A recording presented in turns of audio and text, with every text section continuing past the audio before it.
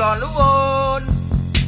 Paduka Pak RW, para sepuh lan Pak RT, kula izin menawi mboten saged kerja bakti, kula ajeng nonton sandiwara basa Jawi kang diwontenaken kaleres dinten niki. Mboten sah repot-repot badhe nyangoni, amargi kula sampun sregep nyelengi. Ampun mikir menawi kula cah tipis, kula sanes pemuda kang tansah ngrepoti. Dandan lipis, rambut klimis, nganggo parfum kembang melati.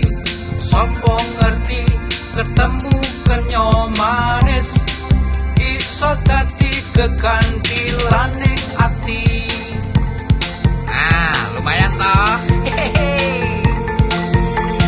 Nonton sandiwara basa Jawa, golek hiburan sinambi sinau sastra. Nonton sandiwara basa Jawa,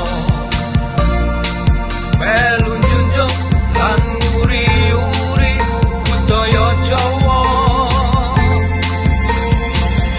Ayo lur kabeh para muda, aja do isin ngomong basa Jawa.